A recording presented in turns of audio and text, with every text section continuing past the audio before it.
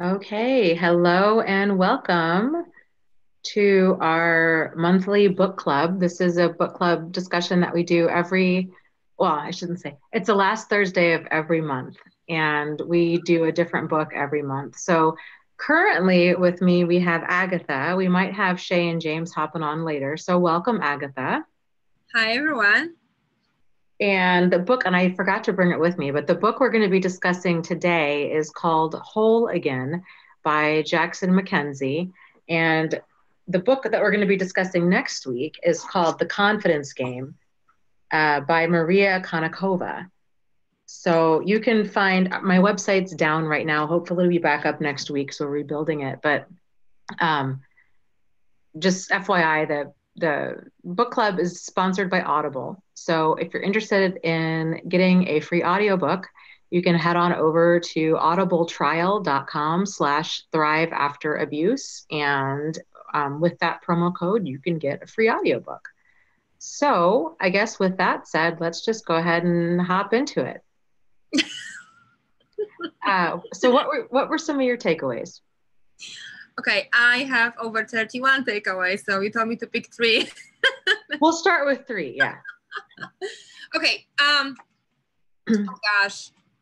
So I think I just want to say this first thing. Every time I'm reading a book, I'm really making sure that I can pull something that is useful to survivors. And this book was really hard for me because the first time I read it 3 times. The first time I read it, I had a very hard time to even paying attention. And I almost, I read some of the reviews and he had some great reviews and he had some negative reviews. And I almost felt like I'm on the very negative side first.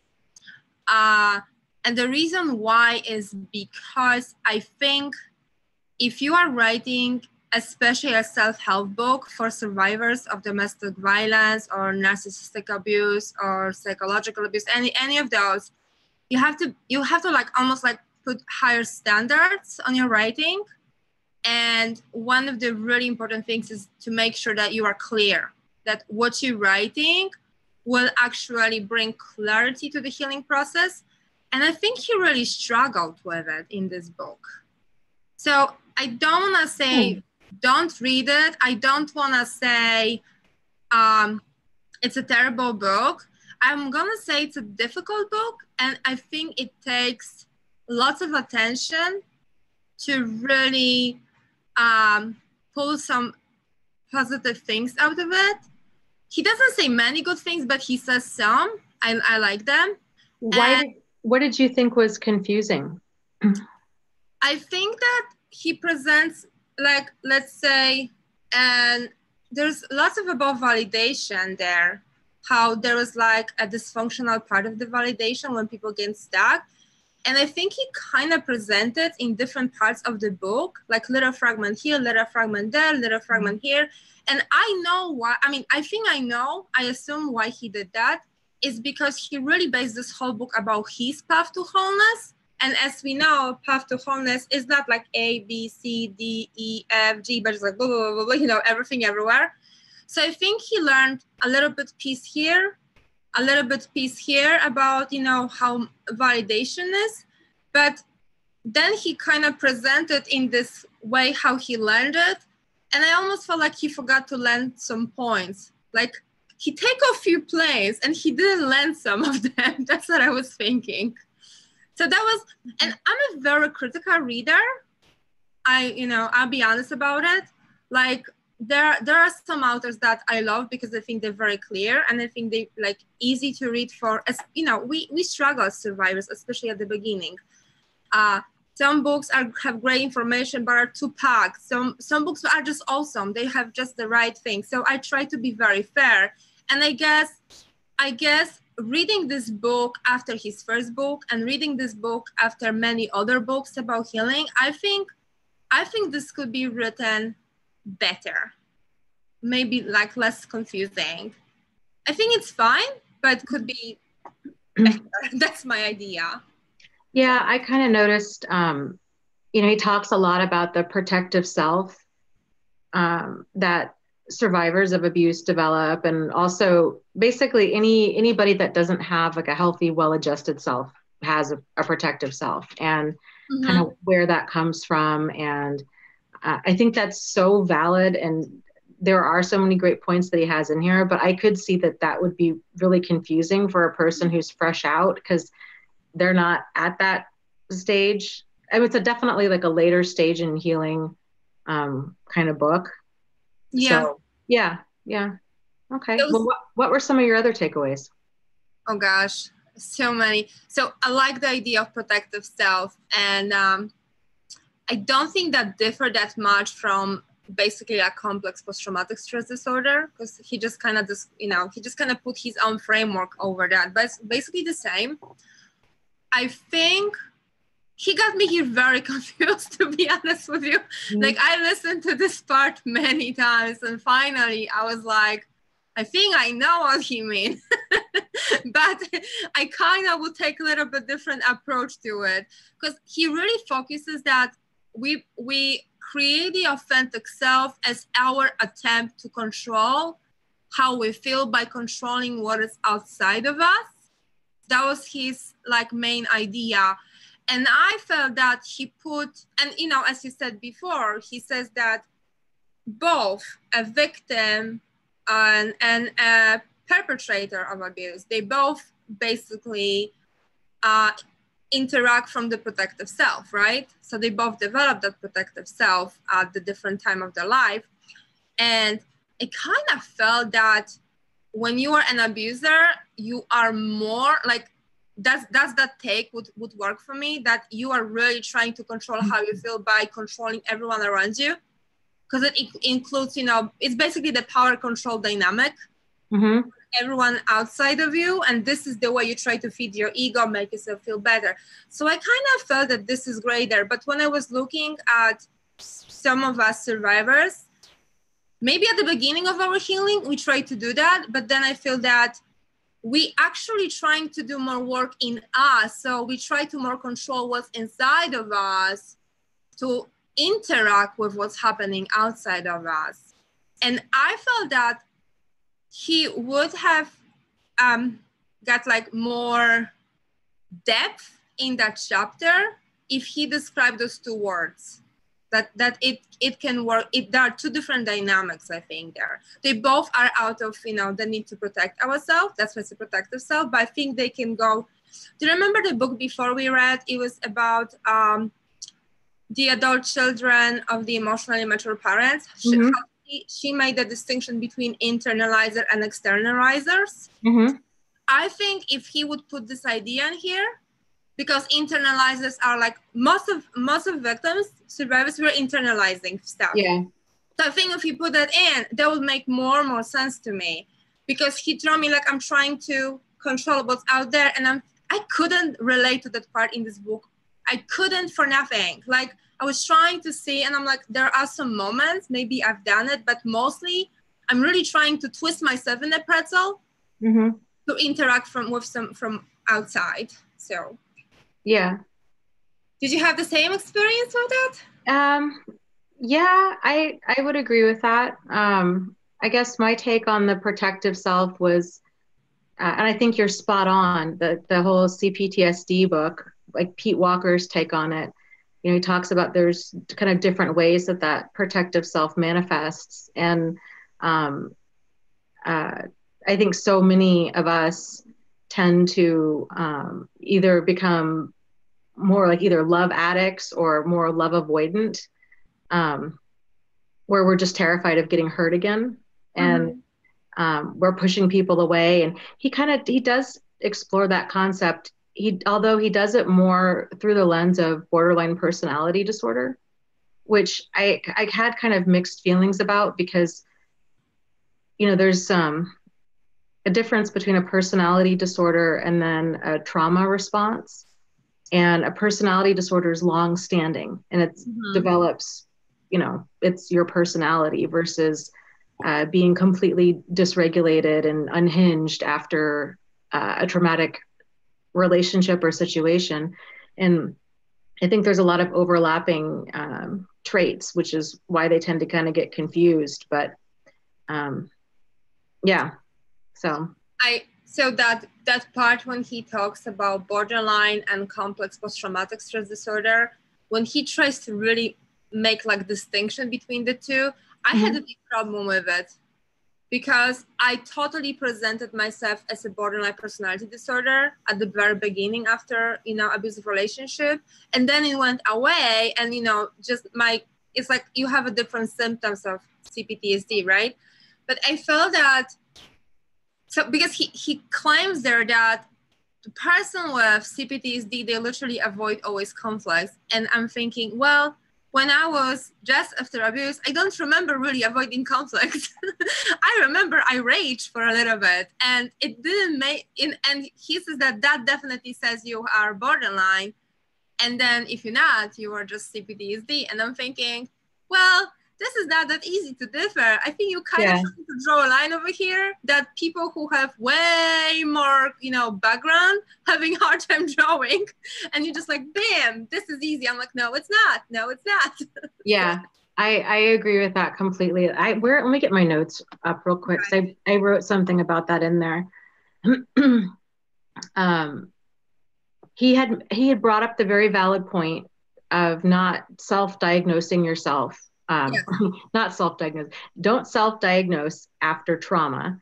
And I had added to that, I think it's also really a good point to be careful about taking on a diagnosis of especially borderline personality disorder after abuse as well, because it's not your baseline. Like, you're at a really emotionally dysregulated place, and a person's not going to be able to do an accurate kind of psychiatric profile on you to see. Sort of like, after we had the house fire, had I gone in for a psychiatric evaluation, I would have probably come across as very neurotic and, PTSD. But all of that stuff settled down in, a few weeks. So it's just, we're not at a stable place. So that's just something to keep in mind. And he'd mentioned symptoms of CPTSD, mood shifts, guilt, feeling disconnected, hypervigilant, and feeling anxious are symptoms of CPTSD, but that he had said that rage and self-harm and an unstable sense of self, unstable relationships, and frantic attempts to avoid abandonment aren't seen in CPTSD.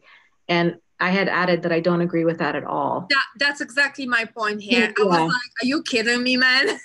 There's a lot of overlap. It's I think it manifests a little bit differently, but the rage, a person's really reactive after abuse. Oftentimes they just have a hairline trigger with anything that happens. There's often a lot of self-harm involved, thoughts of suicide, because they're oftentimes going back and forth, or they're feeling responsible for the abuse.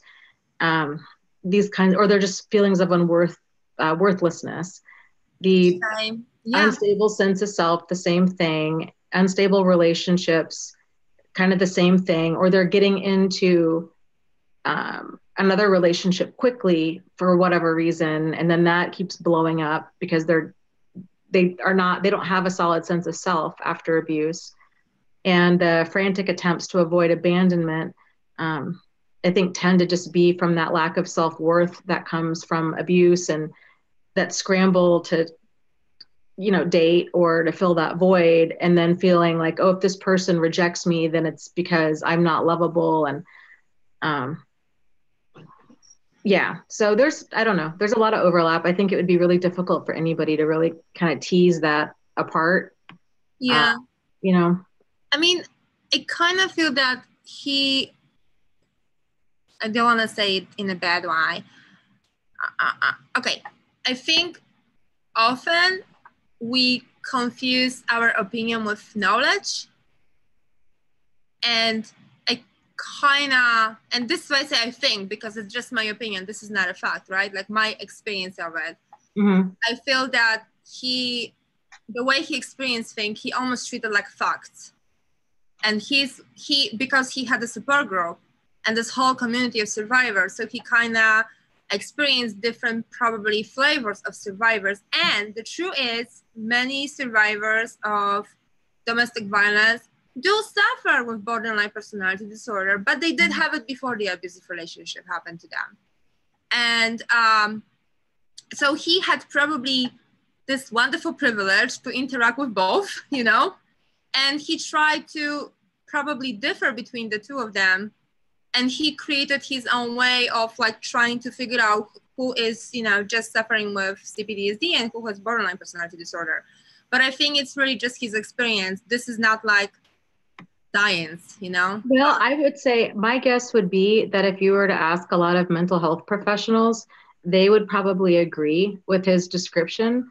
But as a mental health professional and as somebody who's also lived it, I see a very distinct difference. And I've experienced personally a very distinct difference. Mm-hmm. So I can see where he's coming from. And like I said, I think a lot of mental health professionals would agree with him, but it's not so cut and dry as he's making it in the book. Yeah, so that's exactly what I'm saying. It's not like, bam, I know, I can say. It actually takes time. You have to interact with this person and see. Right. And then just also see kind of what preceded that. Yes. And that's the other added challenge is a lot of survivors that get into therapy, they're not even aware that they've been abused.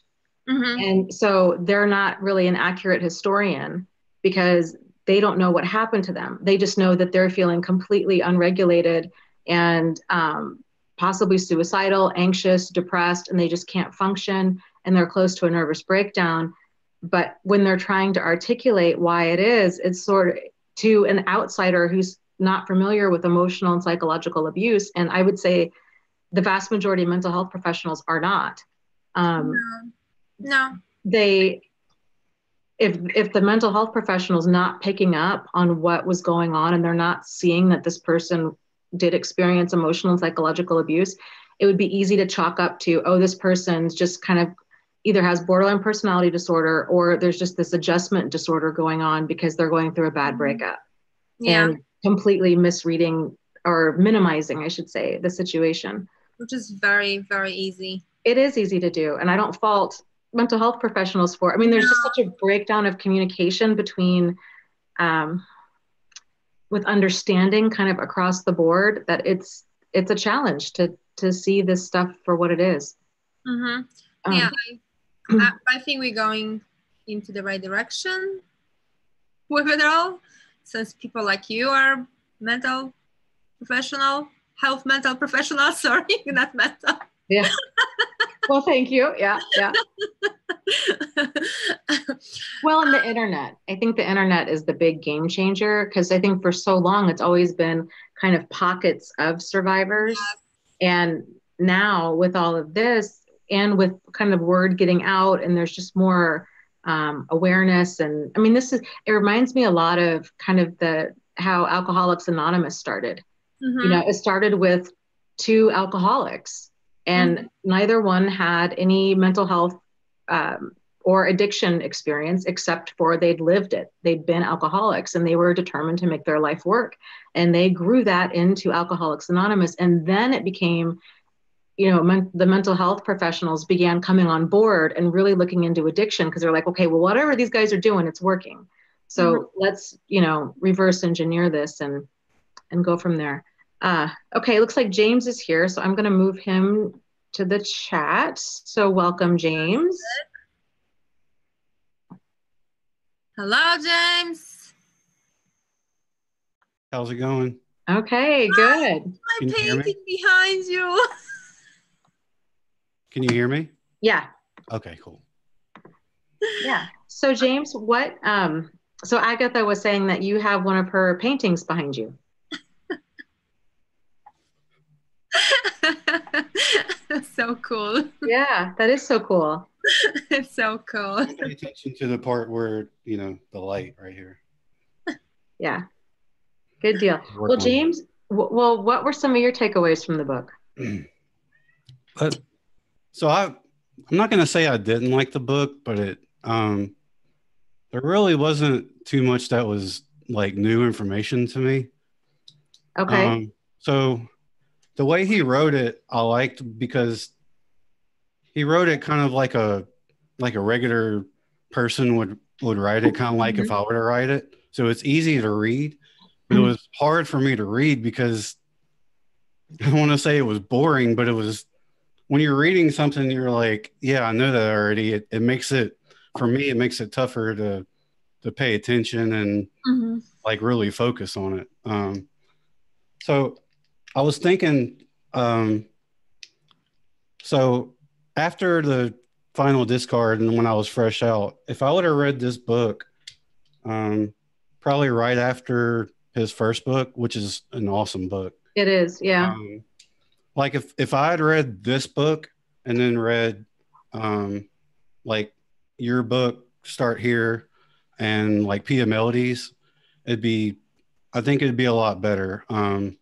As long as, because the book is not really, I don't see it as a very good reference book, but it's more of a like, I'm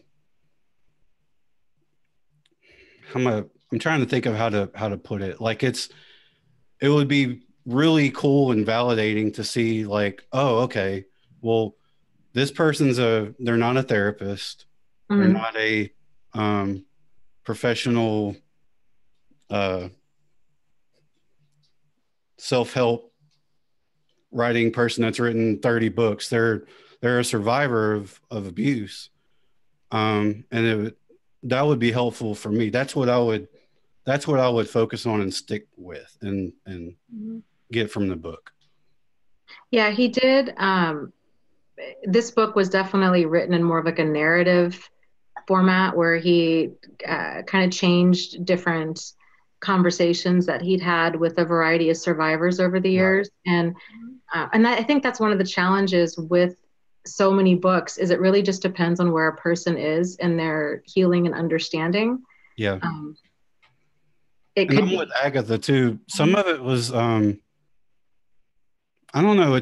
It's like his wording or, I don't know, just the way he talks it's almost like, it'd be like if I was writing a book and I was speaking the same way I am right now, if you know what I mean. Like you would write it in a book a little bit different than if you were speaking to somebody, or you should, because otherwise it can be misconstrued. Like there was a few times in the book to where there were certain things like I wrote it down, like when he says don't focus on the hurtful behavior but instead the feelings it brought out in you.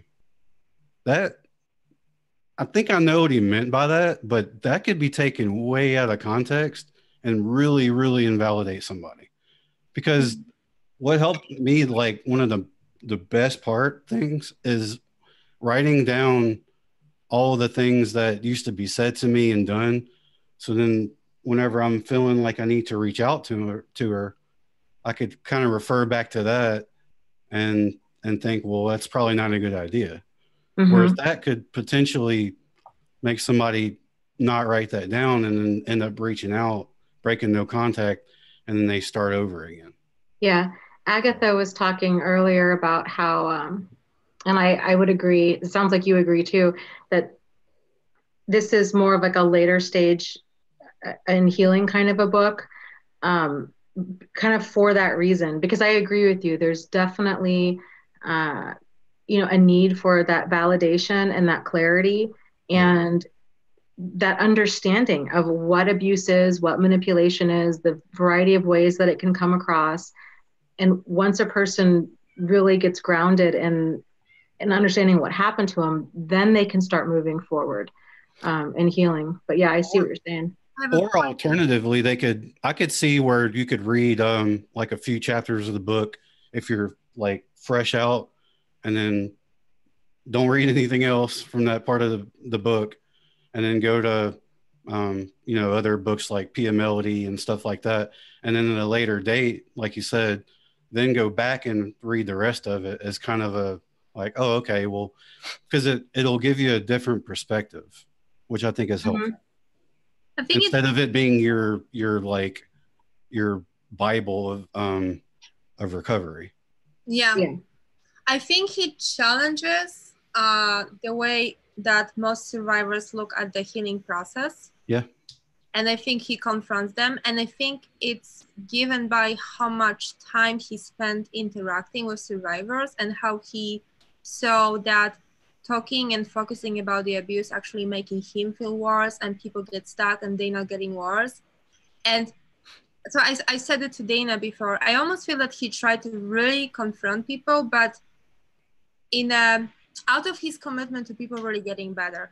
And I'm actually agreeing with him on that. So what I'm gonna say is, like, I only say it because I went through all those stages, and I went of the stage. Maybe I wasn't that stuck in like support group on talking about the abuse and everything, because there was no support group when I was dealing with it. But I was stuck for a moment in trying to understand what happened. Like, we all got stuck there. And I do claim it, wholeheartedly agree with that this is not a part of healing. I think this is something that stops us from healing. And he actually calls it the dysfunctional healing approach to healing. Now, it doesn't make it invalid, and it doesn't make it unnecessary for us to go through, because I think between that, like in the book Dana, we're writing, that's why we have three parts, because there was a part of an abuse and there is a part of healing, but there's this huge part in between. Mm-hmm. When you just need to, like, you have to know, kind of take a break from everything bad that happened, but you're not able to really move on it. So you're just kind of in this limbo. Yeah. And this is, it's a valid, important part. Now, I think what will, and I'm kind of walking away from the book a little bit here, but I think this is why I really want to say it, because I think that's what's going to ultimately makes different for survivors. What will be great if we find an effective and graceful way to help people make that limbo time shorter. So maybe just like when someone is just leaving an abusive relationship, if we can speak to them and say, hey, now you're gonna be tempted to spend the next several months of trying to understand everything that happened to you, and you're gonna try to learn everything about narcissists and BBD and whatever, all the blah blah blah, CPTSD, blah blah blah. Mm-hmm. And while you're learning it, and you surround yourself with people who also learn it and share stories with you, every time you talk about something, you will feel smarter, you will feel right about it, and that's gonna make you feel good. But this is not the feeling good that will ultimately heal you. This is that good is almost like this addiction, just because you have been feeling so bad for such a long time that you're craving that feeling of good right now. You're craving that feeling of being validated. You're craving that feeling of feeling right about something, mm-hmm. Finally, right? It's a complete 180. Yeah. Yeah. But it's gonna be tempting for you to get stuck in that. But here's the thing: focus on figuring out how much you need to know to start moving towards yourself, because all this time you're focusing on understanding them is the time when you don't have to really do the work on you. Yeah, I think the reason people get stuck there, at least I know why I did, was because I didn't realize that there was anything after that. I didn't see that there was, what happened to me each time felt like a hit and run accident. So it didn't feel like there was any work I needed to do on myself. I just felt like, hey, I'm a decent person who just got tangled up with some sociopathic people. And that was all there was to it. And it took me a really long time. And I fought that when people would say, oh, there's codependency, or there's this, or there's, I'm like, where, because, I thought, I felt like and I think my boundaries were at that time normal. And, my situation was a little different in the fact that each of them kept their mask on pretty much the whole time. And it was, but there were other factors at play. But I think what a lot of survivors need in order to help move forward, and I guess I covered that a little bit in my narcissist playbook. Mm-hmm. They need that roadmap of, here is like what you can expect. Like, here's a map of the territory. Mm-hmm. Your journey might be a little different, but odds are you're going to hit the same checkpoints that mm-hmm. so many of us have, but just keep going, because there's more than this. Yeah. Don't get stuck there. Yep.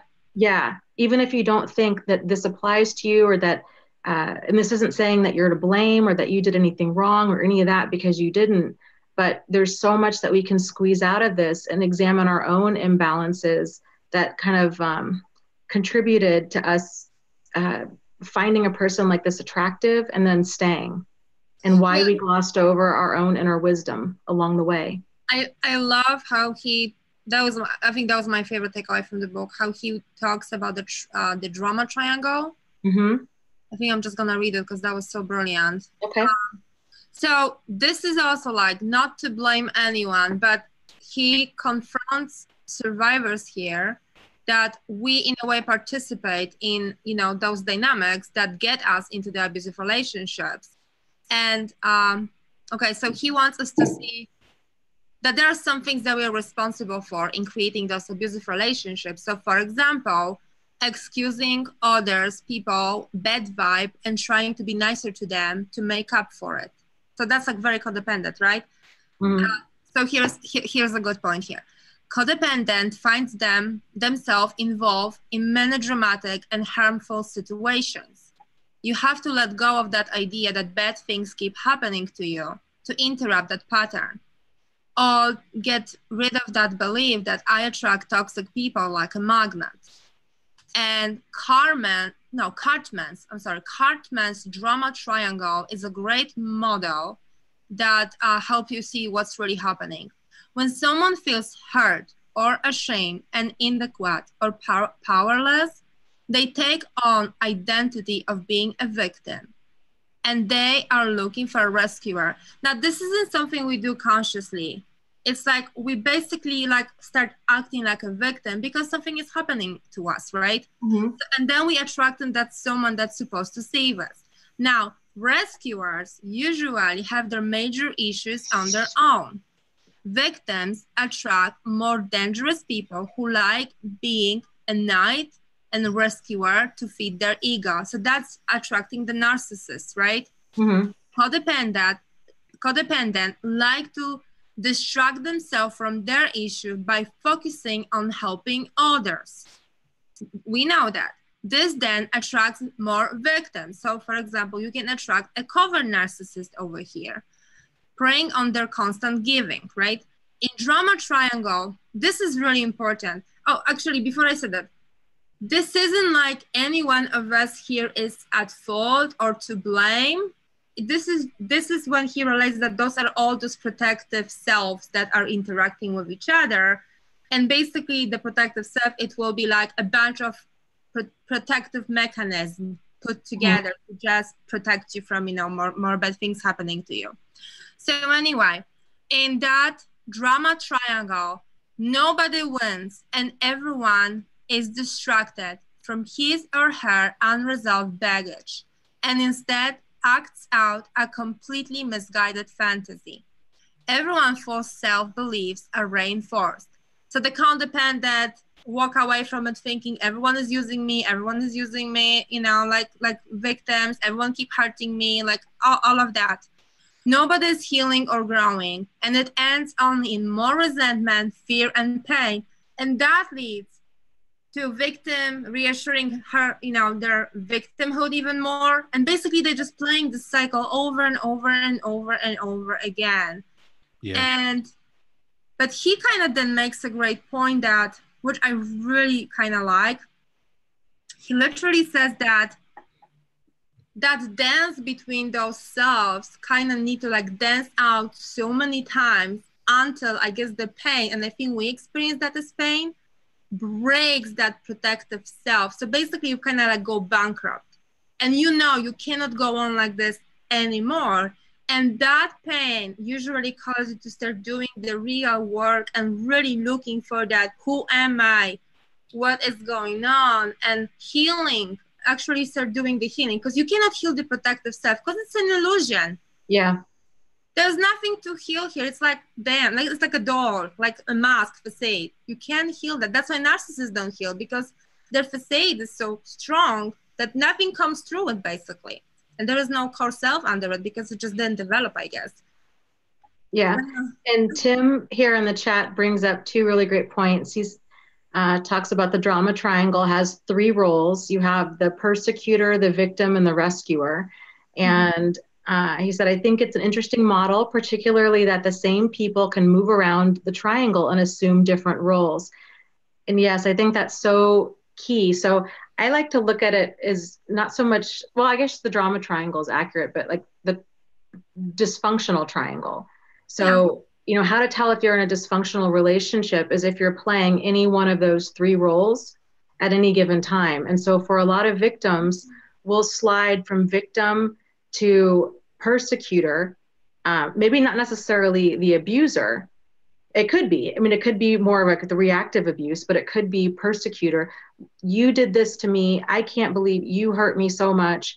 Where there's no sense of autonomy or power. Yes. It's everything's happening to me. You did this to me. You ruined my life. And then moving over to rescuer. So then if the victim becomes the persecutor, then the persecutor then tends to become the victim, because then they feel like, or they're at least playing the part of, I do so much for you. I can't believe you don't appreciate it. Nobody will love me like love you like I do, blah, blah, blah. And then the victim feels bad, or the victim who's now in the persecutor role feels bad, and they slide back over to rescuer, trying to soothe and calm everybody down. And there is no healthy dynamic within that triangle. It's just chaos. And around we go. And the only way to really break out of that is to have to shift that locus of control inward, and realize that we are ultimately in charge of our life and our decisions in our life. And to the best, there's certain, and I guess knowing what we have control over, knowing what we don't have control over, right? Right. Yes. And cultivating healthy boundaries, because all three of those roles are what blurred boundaries look like in motion. Because when a person has that healthy sense of boundaries, they know this is where I begin and where I end, and this is where you begin and you end. And I can't control your behavior. I can only control my behavior. And so, there's just more role clarification there. James, did you have something to say about that? No, you pretty much covered it. I saw your face blinking and I thought you were saying something. I'm sorry. No, about a few minutes ago, I was thinking, me and my therapist were talking about something kind of related to what you were talking about before, where but for me, I kind of got stuck in the trying to figure out what is a narcissist and what's a borderline personality disordered person. And all right, well, I have all these things. I'm codependent and this and this and this, and I got to fix it all right now, all at the same time. And one day she was like, you gotta stop, James. Stop reading the books. Just chill out and just be you'll get there. But if you try to get in a hurry and she said it was like I was frantically trying to search for, all the answers. And it's not healthy, and it doesn't work. It won't get you to where you're supposed to be. I think that's very normal. Because it's sort of like if you get attacked by a vampire, and you never realize that vampires existed. Of course, a person's going to be terrified, and they're going to try to learn everything about vampires to keep themselves safe. And then to figure out, then when you're being told, oh, well, it's because you have type O blood, and it's because, this, that, and the other. I think it's just a natural human response to kind of panic about that, and to try to figure out, okay, I need to learn all this because I need to be able to keep myself safe. Well, especially if you figure out later on that, oh crap, this isn't the only time this has happened. Yeah, that's a big years before too. Yeah, that's a big game changer. I think that whole piece of that obsessiveness about trying to learn about all of this, that needs to go on that roadmap, because a lot of people can. I might even still kind of be there, but I think a lot of people can get very interested in self-help kind of stuff. Very easy to get almost addicted to it. It is. But like, that's the whole thing. It is like, it works like an addiction. So that's why we have to be careful. yeah. Because, I mean, if you can harness it, it can be helpful, but there's a fine line. You got to be really careful. well, I remember what did help me to stop focusing on the, you know, in analyzing what had happened to me. Someone asked me, you know, so first of all, someone actually listened to me, sat down with me, actually heard what I said without trying to give me half, I want to say bad word, advices. Mm-hmm. And I remember that she then asked me a question. Well, how do you feel after talking to me about it? Do you actually feel better? And I said, no, I'm just more angry. And she said to me, like, why do you think you're angry? And I realized, because I said, it's not enough they hurt me. It's also like I keep spending time just talking about them, and it's like hurting me more. So it's like I'm hurting myself more. So, you know, regardless how you get there, I think there's this moment when you realize that they hurt you, but you focusing on that has also impact on you. And, you know, that, and, you know, also, I think there is the abstract, like knowing about who they are, how they operate, it can become like this deep unknown sea that you just get like lost in. And it's good, like when you listen to other survivors that got lost in it and they had to find a way out, because then you kind of have awareness. And then instead of just like, you know, diving deep into the big ocean of all those, you know, ideas, you actually, you know, kind of like take small pieces, digest it, and use it to apply in your life to protect yourself. Because here's another cool point he made in this book, but it, like James, you said, that wasn't a new thing for us to hear because almost everyone says it. Knowing something doesn't mean you're gonna heal. It's applying that knowledge. So, you know, listen, when you are fresh out of abusive relationship, listen to Dana, listen to like whatever you want, whoever you want to listen to, but like make sure those people aren't just talking about the negative, but actually take a little piece of knowledge and show you how to apply it, because it's the applying it, is the work with that material on you in your life that will bring you results. Not just like, it's almost like, so I kind of feel like this.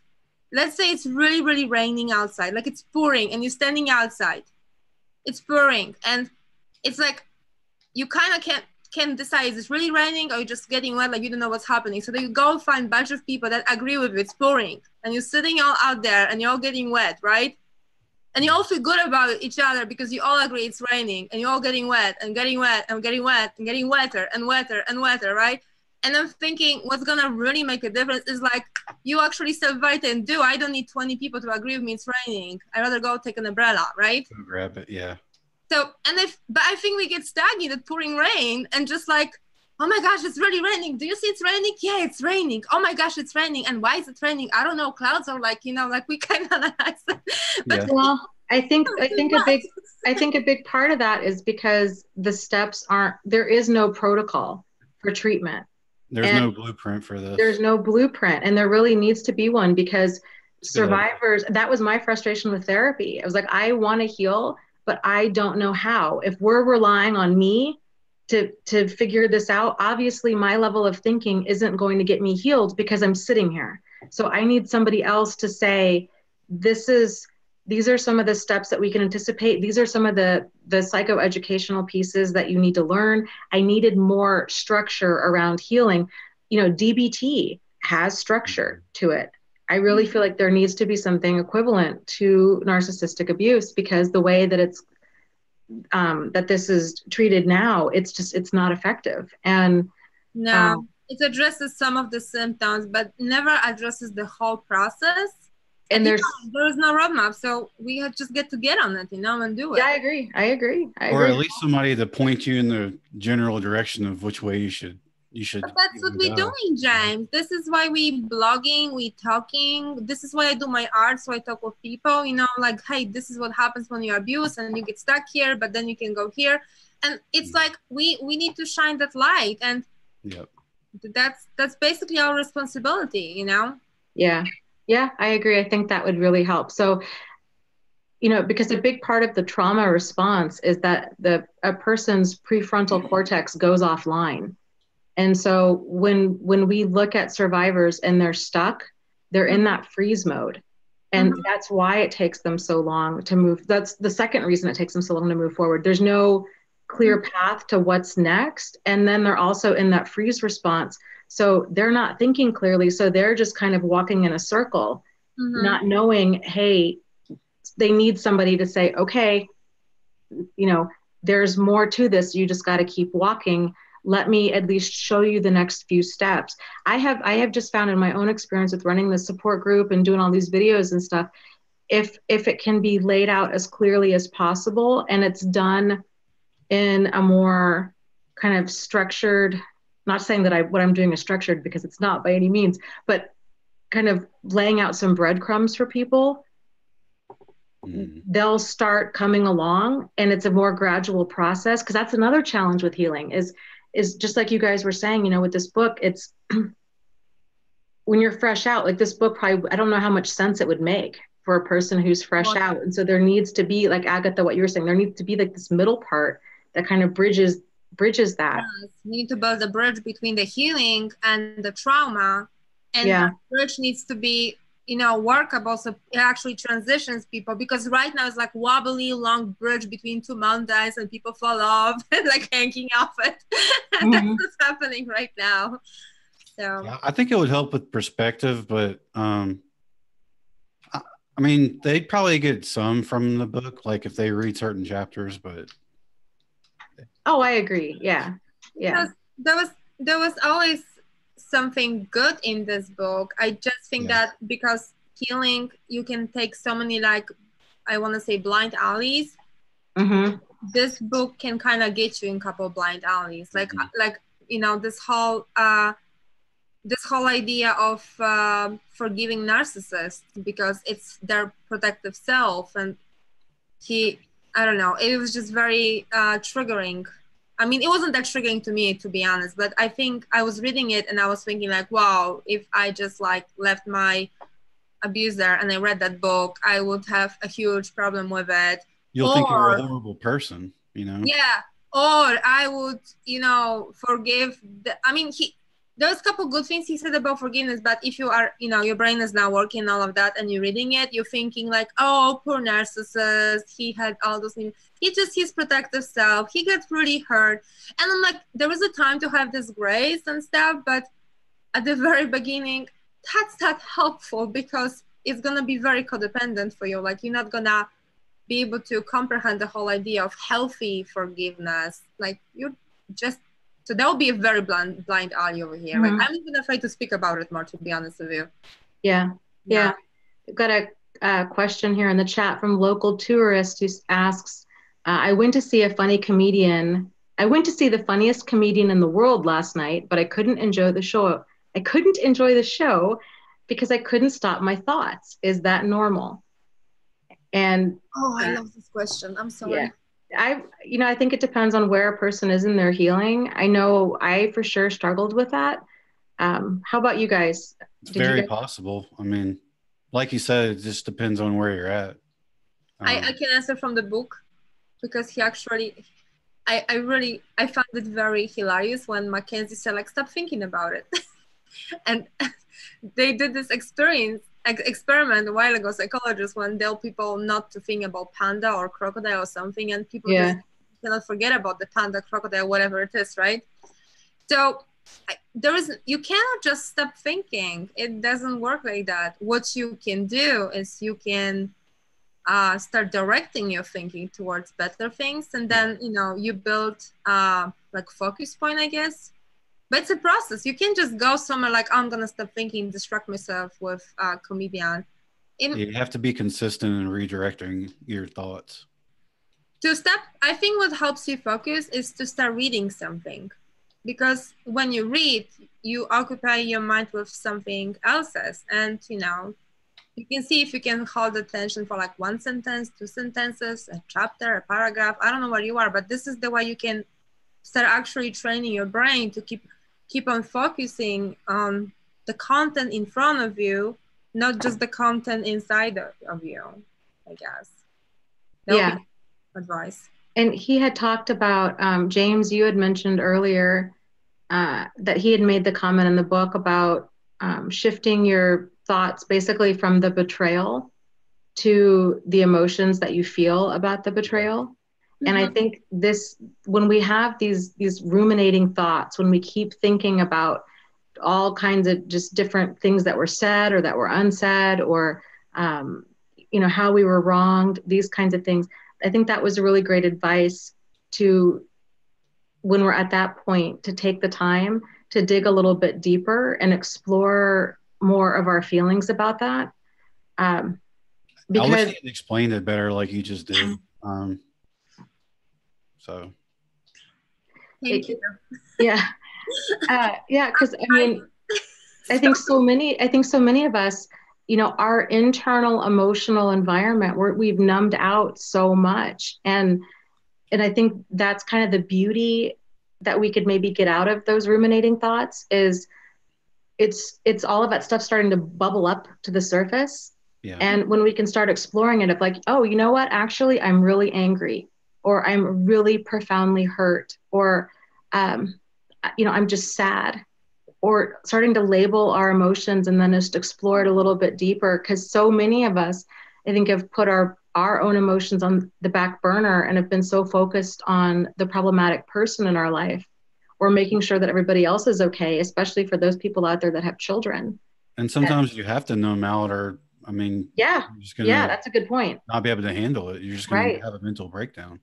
I had a problem though, with how he because he presents a couple of his clients, I guess, from support group or whatever, people he talks to, and he basically each time sends them home like, oh no, don't do that, do this, don't do that, do this, don't do that, do this. And he doesn't really give any instructions, like, don't feel this, just feel that, or like, go home and feel the emptiness, right? And I felt this, or like, go home and feel the shame. I had someone ask me recently, why can't I feel the shame? I'm sitting and I'm trying to feel the shame. And I'm thinking, gee, maybe right now it's not the shame you should feel. Like, what are you actually feeling right now? Because I think that... that's a great point. Yeah, so like, for example, like, oh, I have to be angry with my father because he abused me, let's say, right? So what am I going to sit home and like, let me feel angry? Like, it doesn't work like that.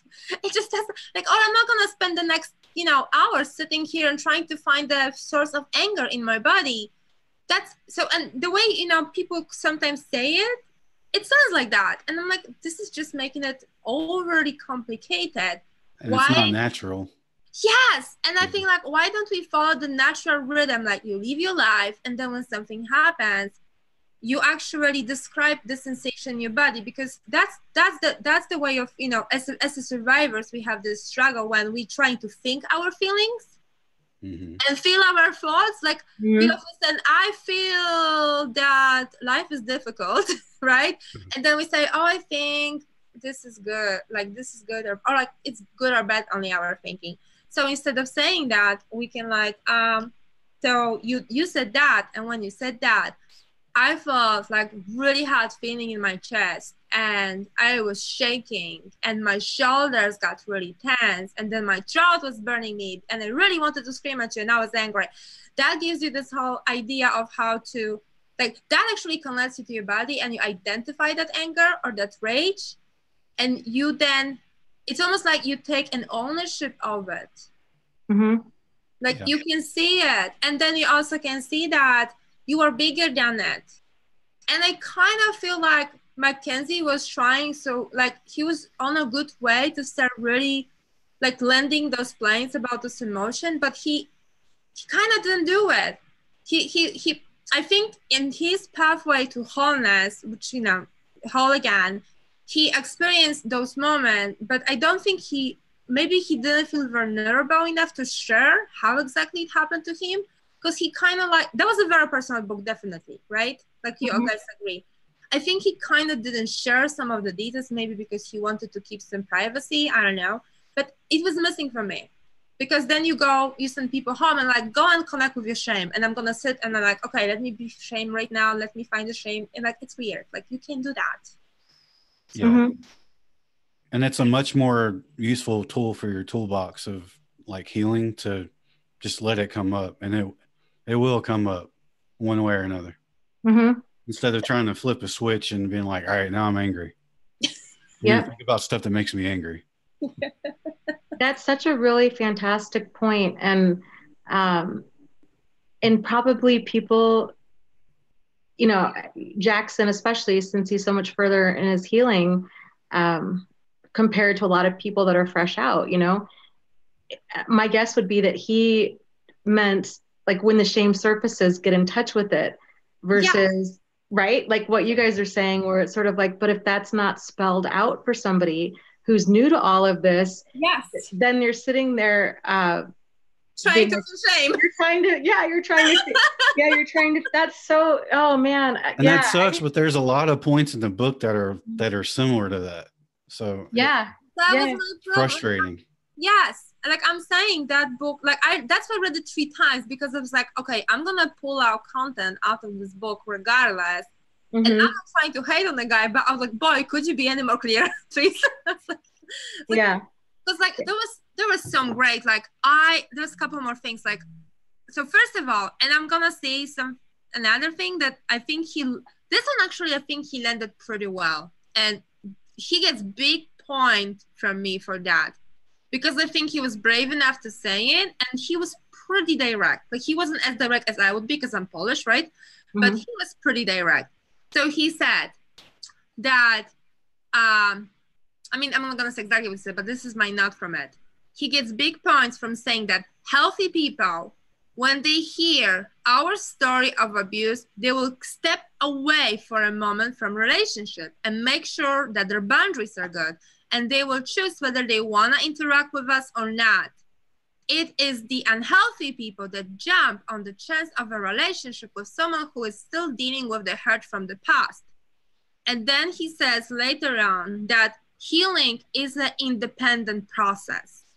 So basically, you cannot be entering relationship and turning your partner into your personal therapist, and they are not there to support you in your healing, like a main goal of the relationship. That's not what it is for. And he actually says here that people do it because they confuse love with this, like, make me feel good, make me feel whole, make me feel safe, make me feel comfortable. People, or pity.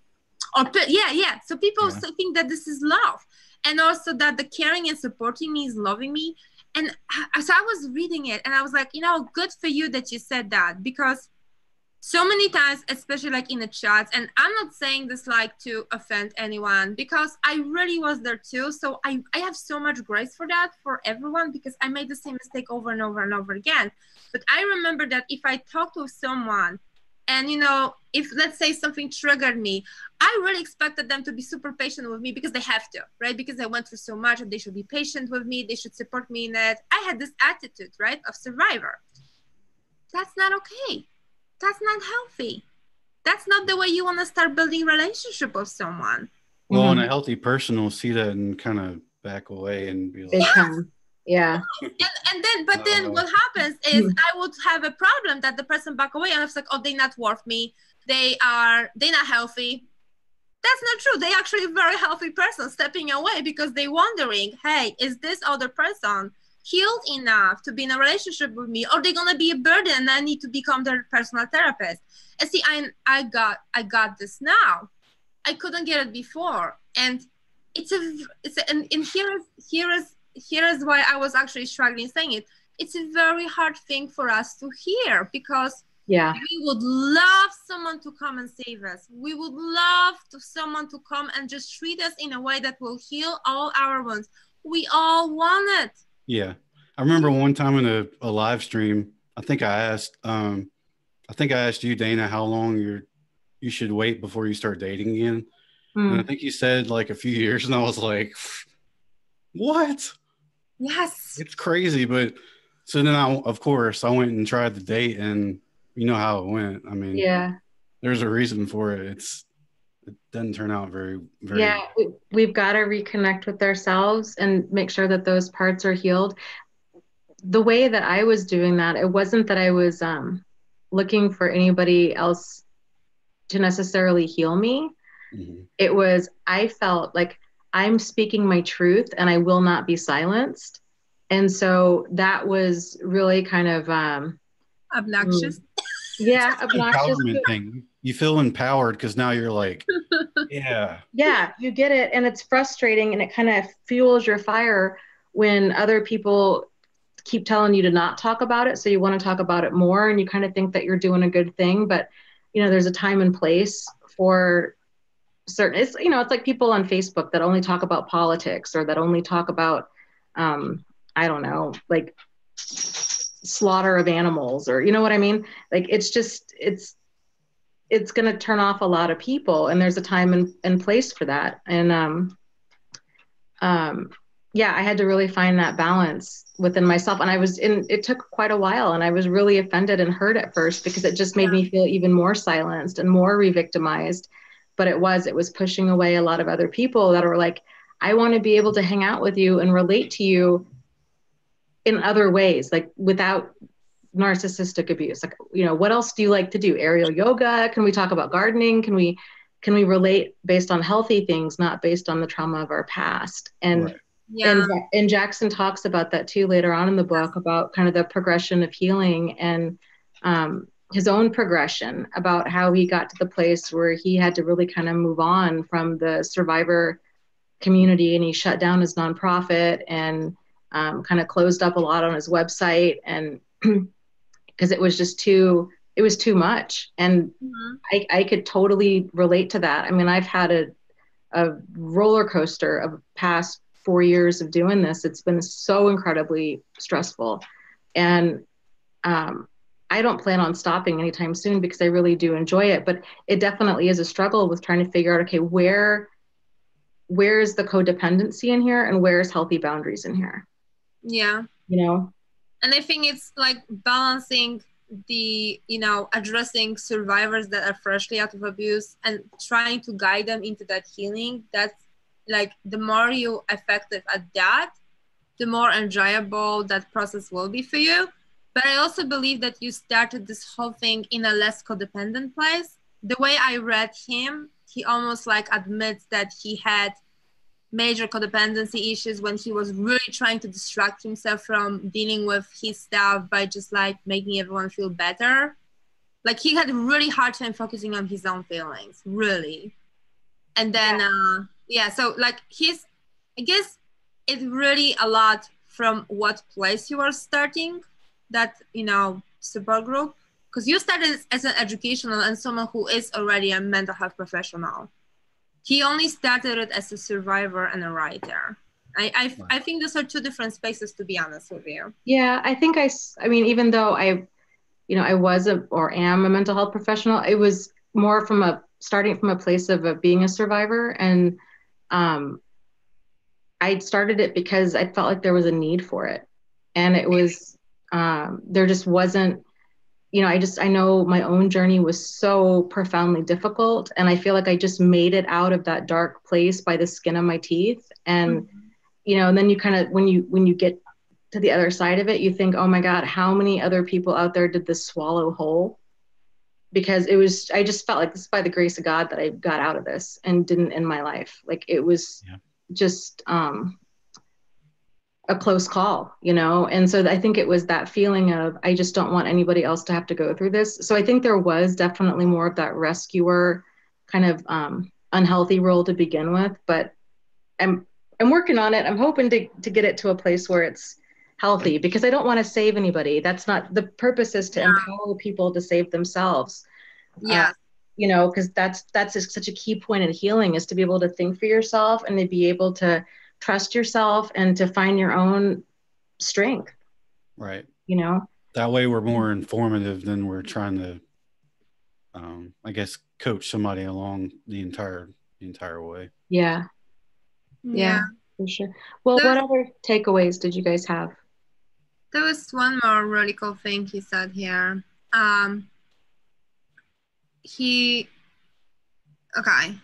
So he has this really cool story about the girl in the box. Do you guys remember? And I super duper love this one. It was so great. A little girl in the box. So the little girl is, you know, growing up in the house when she's basically learning lots of like bad messages about herself. So she's not loved, she's being neglected, maybe even abused. And one day the angel comes and he gives her this box. And in that box, she can put all those feelings that she's just not capable of feeling right now. And then as life gets harder, she puts away those things in this box. So that box is like this core us that we kind of hide away.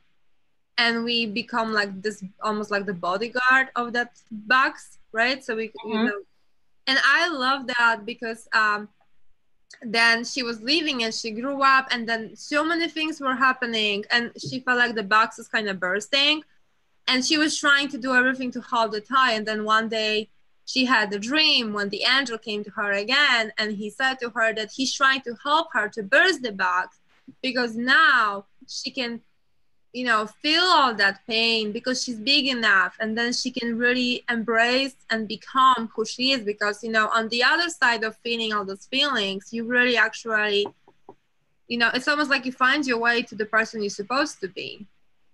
And that was brilliant. And then he also says the same thing about like, because, you know, men, I guess, would interact more with that traffic when there was like you're driving a highway and there's this huge accident, huge pileup, so much that they have to close off the driveway, I mean, the highway and direct traffic different ways. So there's this detour all the time.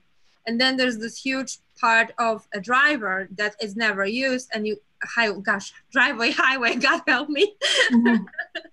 But there was this, you know, huge kind of piece of the road that's not used and there was more traffic though. So we're trying to direct all this traffic and you cannot use that road here and you know, you try, but you cannot and you start arguing over it. It's like just a really, really, really, really great way for him to show how we close away that certain parts of us. And it's so close away that even when we started healing first, we don't even heal that part of us, but we try to heal those, you know, everything outside of it. And that's why we go from like, yay, to like low, yay, to low, because it's just that facade, it's just that, you know, illusion of healing.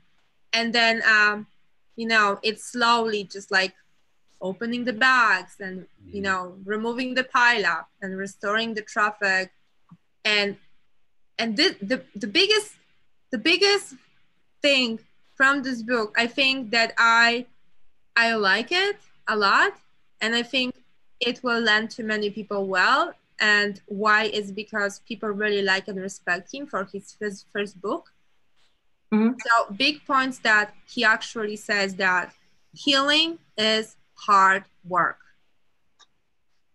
Is hard work. You need to do the work. It takes effort. It takes digging deep. It takes, you know, awareness, mindfulness, practicing all those things, not just reading and feeling good about yourself that you know something. It's hard work. And I'm glad it came from him that he said it in this book. Oh my gosh, the dog. Oh, cute. Yes. But yeah, I was so grateful he said that because I keep saying it and everyone wants just something to happen, like some magical revelation and I'm healed. But if it happens like that, it's not sustainable. It's just like little magical aha moment and then you're gonna be really high and really low again, you know? You got to go out there and get it yourself. Yeah. Well, and I think it just goes back to it would be so much easier if there was more of a roadmap for healing, because, you know, I know at least for me, it was, hey, I'm totally willing to do the work, but what work are you talking about? Because there was so many points along just like you guys were talking about earlier, people were saying, okay, well, get in tune with your inner child, or it was all this kind of psychobabble. And I'm like, I don't know what you're saying. Like, do you want me to go color in a coloring book? Like, I don't know. Like, what do you mean by that? And it does sound pretty fun. I'm just saying. Yeah. Well, you know, but then you're just kind of fumbling around because it's like, I need this to be really spelled out because I just don't know what you guys are saying. And I want to do the work. I want to heal. I mean, nobody likes being stuck in trauma, you know? I think so many people just struggle with what that actually looks like. I wanted to touch on a few points, a few of my takeaways here. So he had mentioned about, I thought this was really insightful. So how do you know if you have a protective self? And he said there's two main signs that you might have a protective self. The first one is that you're focused on external things or people. And second is that you have a compulsion to do things. Basically, if you just do this thing, then you'll feel good. So it's living in the future. As soon as I lose 10 pounds, I'll feel good. As soon as or I'll be enough. I'll be worthy. If I can only get back my ex, if I can only graduate from school, if I can only get a different job, or make this much money. Yeah. You're just chasing. And you'll never catch it. If only my abuser and his new supply break up. Yes. Yeah. Yep. If I only understand, narcissistic abuse more, then I'll feel good. Then I'll be healed. It's a lot of these just false starts, and they're easy to slip into. I mean, that's, but another point that he said about that I really liked, which again was so spot on. He said, for many people, they mistake being dramatic, overly emotional, moody, and impulsive for being themselves. But this is really their protective self. Yes. They put forth their idealized self until they get comfortable with others, and then the protective self comes forth. So, and the real self remains hidden. And I liked how he carved that up. So there's basically three selves that most of us, I would say, have. We have this idealized self. That's the self that shows up for a job interview or a first date, right? Then you have the protective self that tends to be really reactive and defaults into our different defenses. And, I think we agree that Pete Walker really just, knocked that one out of the park. So we either default to that fight, the flight, the freeze, or that fawn mode. That's the protective self. And then the real self is that authentic self we oftentimes call like our inner child. It's who we really are at the core of our wants and our needs and our thoughts and our feelings and our opinions. It's getting in tune with that real self. But all of the reactivity and the, Pia Melody talks about it's the importance of being able to express our reality moderately. And I love the way that she put that, because that sums it up so well. And so when there's that lack of moderation, when it's just too much, a person's, they're overly sexual, they're overly attention seeking, they're overly, this, that, or the other, there's other stuff going on there. Right. And also in the book, he talks about not trying to diagnose yourself while you're in that certain place, and I did it too. You'll start reading, and codependency and borderline and several other things kind of overlap. So it's easy to read and freak out and think, oh my God, maybe it's me. And that can be pretty hurtful and kind of set you back a little bit. So I would even imagine that there's probably been a lot of suicides as a result of that.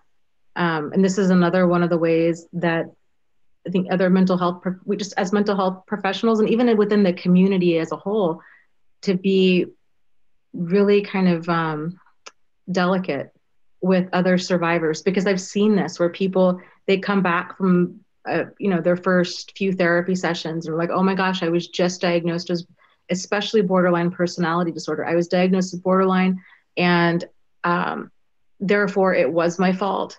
Yeah.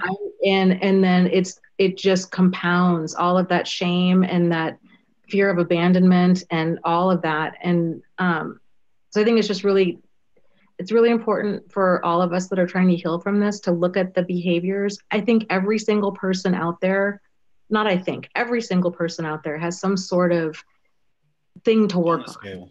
Yeah. Right? Yeah. And there is no perfect person. There is no arrival point. We're all a work in progress. And if there's traits that you see within yourself that are out of balance, and if you're motivated to work on them, then by all means, you absolutely can. So please don't take on these different labels as this kind of identity foreclosure and feel like that you'll be profoundly broken forever. Because you will not. Yeah, there is life after this, and it can be even better than it was before. And then go ahead. Say, I know I really relate to that because I was diagnosed with borderline and with dissociative personality disorder and what's not to.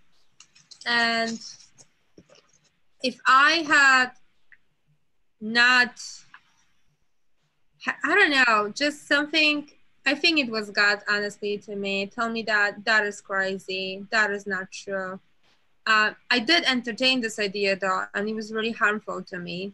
And but I'm very lucky that, you know, like, I'm glad you questioned it. Yeah, but that's what I'm saying, like, because first I didn't question it. So I spent a couple years living thinking I am borderline personality disorder person. I'm crazy. I am not capable of loving. I am not capable of loving, of having healthy relationships. I actually spent a couple years thinking, living like that. And I, you know, thank God that I didn't commit suicide. Mm-hmm. I'm very fortunate about it because something inside of me was telling me like that there is more, that there is more to me than that. And then, you know, I break out of it and I realized one day that even if so, there is still something else inside of me, like there is still me, like I am there. And then my therapist now, I spoke with him many times and I asked him like, would you even consider me having personality disorder? He laughs at it. He's like, it's impossible. Like, it's just impossible. So I am a proof that people can be misdiagnosed and they can suffer for a few years thinking, believing that. And if you're one of those people, you know, so here's what you don't do. Do not read more about borderline personality disorder. Yeah. Don't get more familiar with how crazy you should be because you'll be taking it on and then it's not going to help you. Well, it's kind of like if you have a headache and you go look on WebMD, it's going to make you think you're going to die in the next 10 years. Right. So you don't do that. But what you do is, I think that the best way you can do is, it's almost like, even so, I will still love me. Like, find a way to love me. Because if you have it, then it's better to have it while you're loving yourself. And then if you find out you don't have it, that love that you gave yourself is what's gonna direct you out of that lie, because it's a lie then, it's not true. Plus, even if so, even whatever you have it or not, you were still a worthy human being. You're wonderful.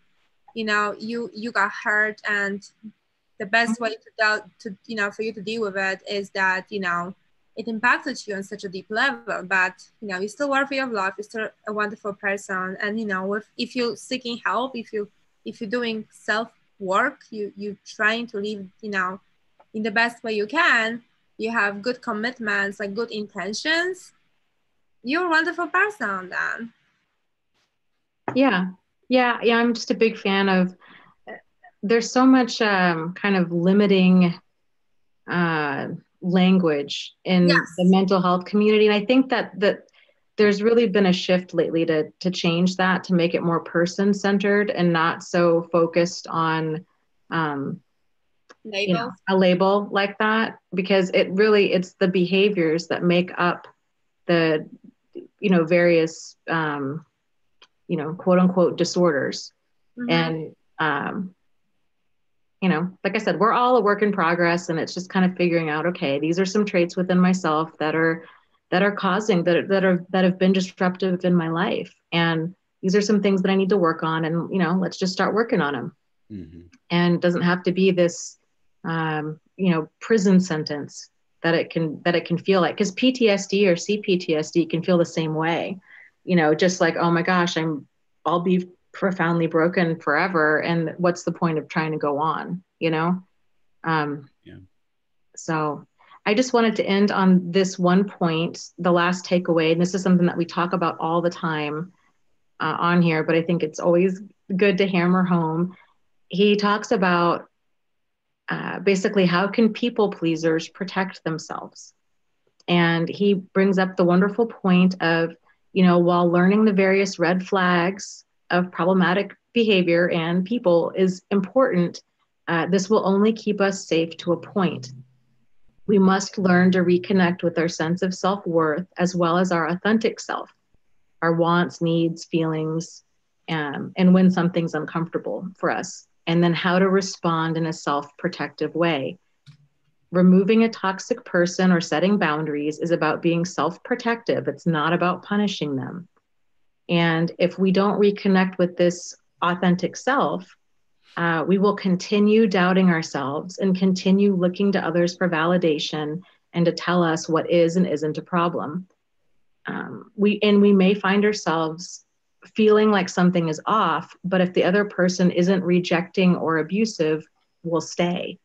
And we may feel that we should stay because the person acts nice, loving, apologizes, or seems sincere. So we stick around feeling obligated or guilty for feeling something is off and feeling like we need to be more flexible to make things work. When we continually second guess ourselves and double up our commitment, or we continually second guess ourselves and double up our commitment when a person who knows their self-worth wouldn't tolerate such mistreatment. And I thought that was really valid of the importance of getting grounded within yourself and realizing, it's not about what another person's intentions are, or it's about knowing yourself well enough to know what nourishes you and what drains you and what's comfortable for you and what's uncomfortable for you, and you setting your own course, following your own North Star. So Anything you guys want to add? Yeah, Cloud William asked a good question. I think sorry. So would this be a good beginner book then? No. See, I think if you could read certain chapters and stop yourself from being curious to read certain other chapters, then yes, it would. But yeah, I don't want to attempt it and say, and somebody end up going the wrong path or getting misled from this book. And I hate to say that because it's a good book. It's not a bad book at all, but I don't think it's a good beginner book. I would agree. I think his first book, Psychopath Free, awesome. Is excellent, and it's very validating and very, I think we all start at that kind of research phase of what on earth just happened to me. Yeah. And that book addresses. It was actually one of the first ones I read after the Patricia Evans books. Okay, yeah, that's another good book. Patricia Evans wrote The Verbally Abusive Relationship, which is fantastic. That's probably another one of my top 5 favorite books on this topic. So, yeah. I have to say I have a completely different pathway because the first book I was reading was Bible. And my Bible tells me how I should be treated. Book of Proverbs. It's a good place to start. That would be my first book always to go to. Like I woke up the other day and I told my daughter, like, if the Bible disappeared from the earth, I think I'll be super lost. I would not know what to do. I think you're safe. I don't think that's going to happen. Yeah, I was like, panic mode. The Bible is not here. But yeah, my experience was different. So I can't say which book is first good besides the Bible, because I think I read all those books about topic when I was already in the very good space. And I think that's why I really like Pia Melody books, because they are more like, she doesn't focus as much on the abuse as much on the healing and boundaries. And that's what I was already when I started reading this book. So that was, great for me. But yeah. They're chock full of lots of good information and advice. Yeah, she really chunks things down into a very digestible way. But I will say, I think this is just the ongoing challenge with so much of the material that's out there is it, when you're fresh out, it's hard to see how that could be relevant to you. And it just kind of takes some time to see it. And, so I guess if anybody's kind of struggling with that, I would just encourage you to, if you're not getting anything out of a certain book, just put it aside and read it in a few months from now and see if you have kind of a different perspective on it. Cause it's challenging when you're fresh out and, it just feels like you were, you're not feels like, I mean, you were victimized and, abused, and there's just certain information that's relevant at a certain point in healing. But yeah, you guys know I love Pia Melody. And I get a tattoo with the heart that says Pia on my arm. I'm gonna get one here that says Pia, and then on the other arm I'm gonna get one. Not a bad idea. For Pete Walker. I would probably get a few restraining orders against me. Some people probably would get Dana Morningstar, Angie Atkinson. Yeah. I feel like, I think I just want to say one more thing at the end of it. So I think in this discussion, we said some things that can confront some of the survivors, like how much we spend time dealing with them, avoiding dealing with what's here, and there's some serious work we need to do. And I just want to say that where you are right now is really a perfect place, and you can never be anywhere else than you are right now. And don't compare. Yeah, and you are okay. You are fine. And use this discussion and basically any kind of resource you have in front of you. Use it to bring more love into your life, to bring more understanding and grace to yourself, to create more peace. Because that's what's gonna ultimately make a difference for you. So this is not judgment. Like, even if we share certain things that are confronting, those aren't facts. Those are just our opinions and our experiences from our journey, and we're trying to build them up and make bridges. And we're not construction workers, so it's kind of funny, but we try. We're trying. We're trying. Yep. And we love you, everyone. Yes, very much so. I thank you for saying that, because it's so true. Everybody's journey is different, and you're going to find a lot of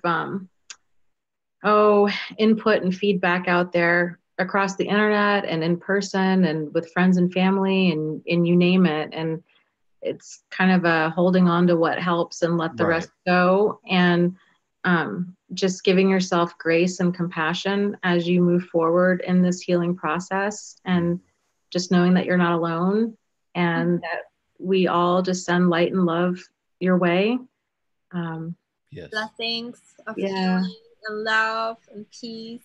All of the things. Yeah, all of the things, all of the good things. Yes. So thank you guys. Oh, wait, real quick. Book. Next month. Yes. Okay. So next month, I found it, James. I had to. I'm glad you did, because I had no idea. Yeah, I had to take this like top secret route to get into the back end of my website to find it was this whole ordeal. So my website is beyond jacked right now. Okay, so the book that we're reading next month for July is called The Confidence Game by Maria Konnikova. And it looks interesting. I have not read it yet, but I will start tomorrow. And also, these book clubs are sponsored by Audible. So if you're interested in a free audiobook, you can go to audibletrial.com/thriveafterabuse. And if you sign up, you can get one. So also, if you're interested in audiobooks or books in general, another option is to contact your local library and ask them if they can order either the audiobook or the paperback or both for you. And they usually will.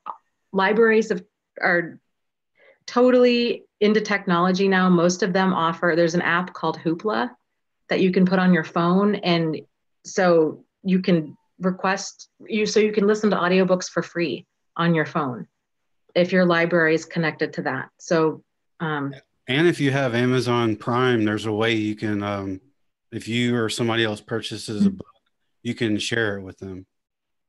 Oh, that's right. I always forget about that. Yeah. I haven't done it yet, but I would guess it's just like a library book. You loan it and then you return it when you're done. Yeah. Yeah. Lots of options. Very much so. And Cloud asks, is one of Dana's books better for novice survivors? And I said yes. I would say start here for sure. Oh, okay. I guess I didn't see that you answered him. Yeah, I would say start here is, you can find it on Amazon, Dana Morningstar, and it's just called Start Here. That is kind of like a 101 overview of all of the terms, the concepts, frequently asked questions, the basics, and then Out of the Fog compares and contrasts commonly confused concepts, like the difference between healthy bond. That's a little bit complex. I wouldn't start with the fog. I would start with the Start Here. Oh, yeah. But the second book in that series is Out of the Fog, but that one compares and contrasts commonly confused topics, like healthy bonds and trauma bonds, commitment and codependency, these kinds of things. And then the Narcissist Playbook is all about manipulation and breaking free from manipulation. So, yeah. And I would say don't necessarily read those back to back to back. Only read them when you feel like you've got it sort of, down and you're ready to take another step, so you don't get overwhelmed like I did. You know what was good? That book, it was very short. The Boundaries After Abusive Relationship. I think it was Boundaries After a Pathological Relationship by Adeline Birch. Yes, it's such a short book, and it was very good, I thought. I thought it was fantastic. Yes, I agree. It's a quick read. I think you could probably get through it in less than an hour. I mean, it's short. And why I recommend it is because reading this book, it gives you, it's like, this is the book you can start applying in your life right away. Mm-hmm. That's important, because otherwise you don't want to end up reading 25 books and just like stay in the theory of it all. Yeah. Over intellectual, because that's going to keep you more stuck in that limbo. You want to read something short. If you go bigger book, read one chapter and just see what of the content you can actually apply. It's almost like, imagine like healing is like playing basketball. You learn how to play basketball by playing it. So you learn how to heal by trying to heal it. So, play the ball. And she really did a great job, I think, of breaking down. Again, all of these words are just so nebulous. It's like, it's like psychobabble. Okay, the boundaries, and then this, and then inner child, and like yada, yada. What are you talking about? And she really just breaks it down. Like, here's where a lot of people struggle. Here's kind of before. Here's kind of after. I agree with you. I think that's a fantastic book. I think a lot of aha moments will come from that book too. Yeah. So, okay, guys, with that said, thank you so much for being here, Agatha and James. It was wonderful having you. Thank you for having us. I'll see you guys next month. So as always, lots of love to everybody. Yeah, you are not alone. You are not crazy, and you really can move forward and heal from this. Yeah. So we'll see you guys, I guess, Tuesday for the live stream. Yeah. Okay. Bye. Bye.